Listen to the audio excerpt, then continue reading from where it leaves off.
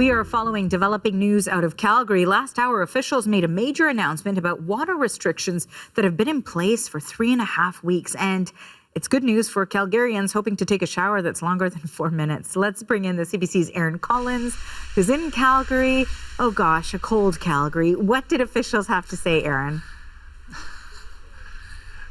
You're right, Arthur. It was the news that Calgarians were waiting to hear. They're going to be able to take the longest showers that they've been able to take in several weeks. They're going to be able to flush their toilets whenever they want. All the water restrictions have been lifted, as you say, since over the last few weeks, since March 9th when they were put in. Obviously, this is something Calgarians have gotten used to, as this major feeder main, which delivers about 60% of the water to Calgary, has had 2 catastrophic failures in just the last couple of years. So over the last few weeks, Calgarians asked to keep the use of water in the city to under 500 million liters a day. It's something that we as a community have struggled to do in the past, but we nailed it this time, and the city managers were very appreciative of that.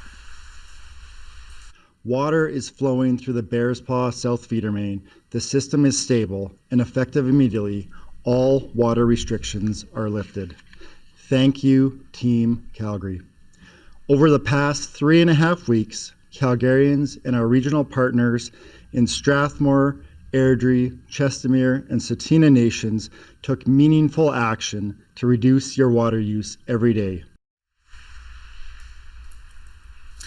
So you heard there, Arthur, that all water restrictions have been lifted, and of course, that includes outdoor water restrictions. So the good news here in Calgary, people are finally going to be able to water their gardens today in this glorious spring weather. I see that. Great timing for it all.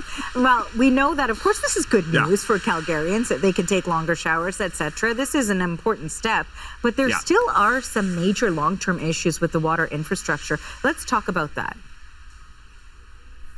Yeah, you're right. Serious business there for sure. And this isn't the last time these water restrictions are going to come in. They'll be back in the fall.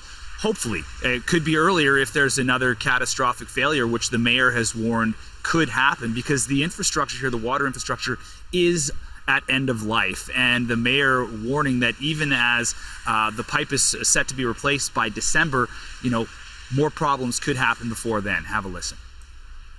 We've known that we are living in a new reality, one where this feeder main is critically compromised, and yes, one where it could fail again at any time.